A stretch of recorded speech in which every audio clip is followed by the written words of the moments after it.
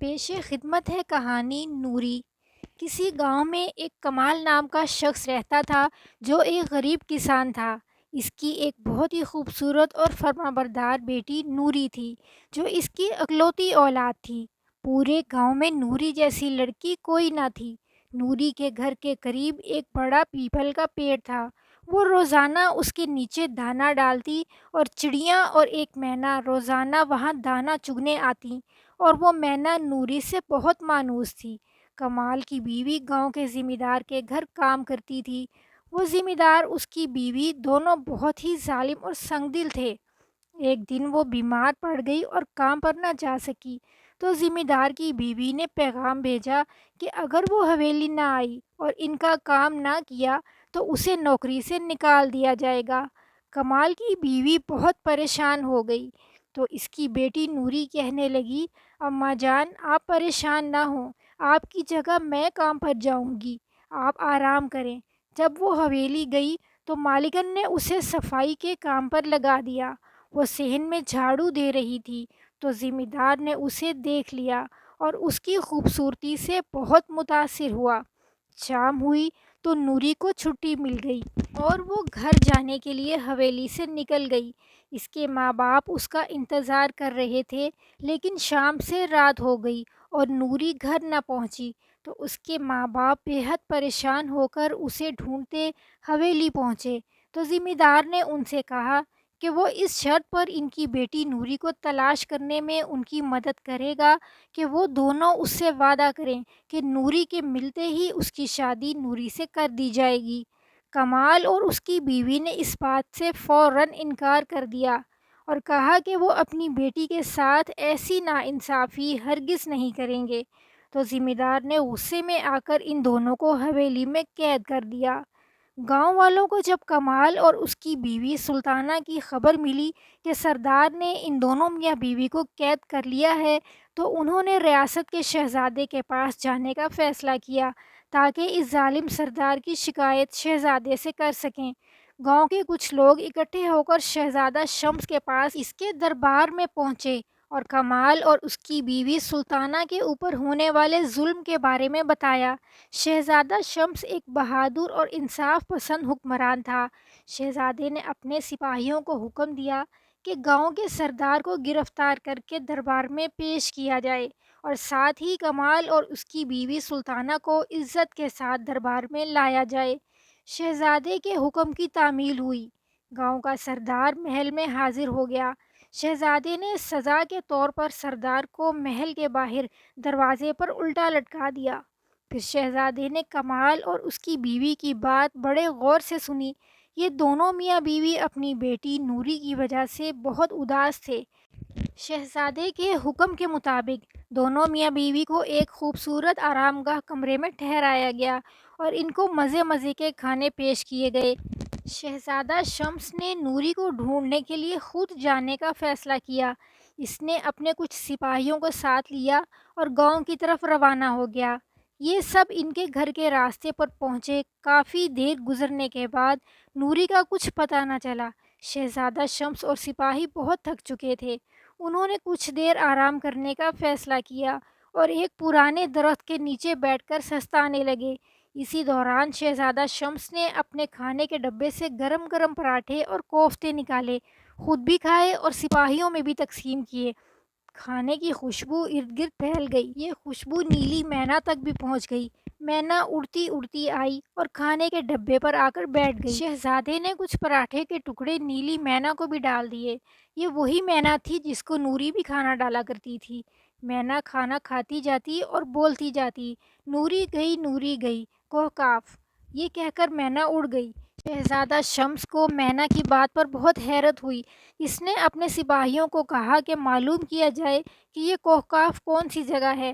ایک سپاہی آگے بڑھا اور بولا، جناب اعلیٰ، میں نے سنا ہے کہ یہ ایک بہت خوبصورت جگہ ہے۔ یہاں پر جنات اور پریوں کا بسیرا ہے۔ یہ ایک جادوئی دنیا ہے۔ یہاں پر انسان کا پہنچنا بہت مشکل ہے۔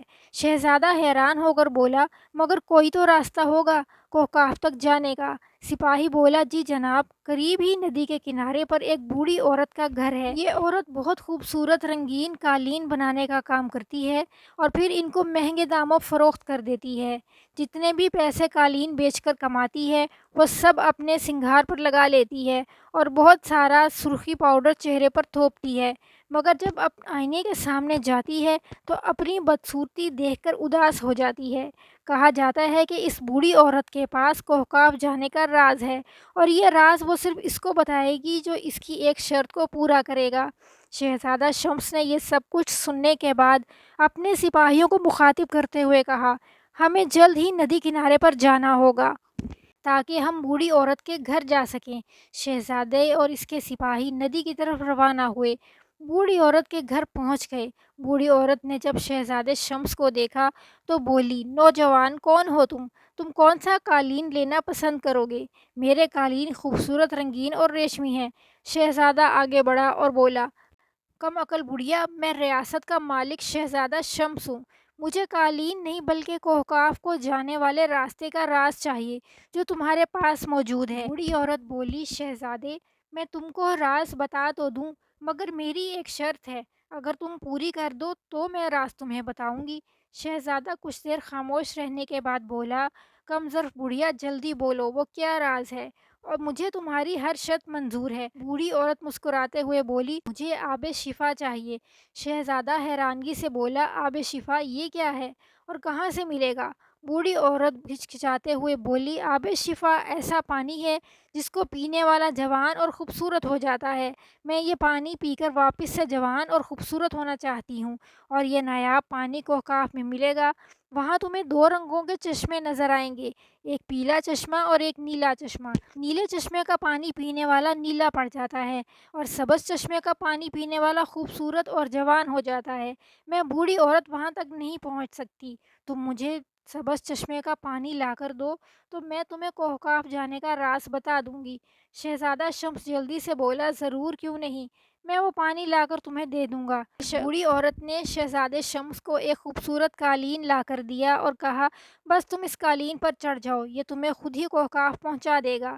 شہزادہ شمس فوراً سے قالین پر چڑھ گیا، ساتھ ہی ایک سپاہی بھی قالین پر چڑھ گیا۔ راستے میں تیز ہواؤں کی وجہ سے کمزور غلام قالین سے نیچے گر گیا، لیکن شہزادے نے اپنا سفر جاری رکھا اور کوہکاف تک پہنچ گیا۔ یہ ایک بہت خوبصورت جگہ تھی جہاں نیلے اور پیلے رنگ کے چشمے بہہ رہے تھے، سبز رنگ کے چشمے بہہ رہے تھے۔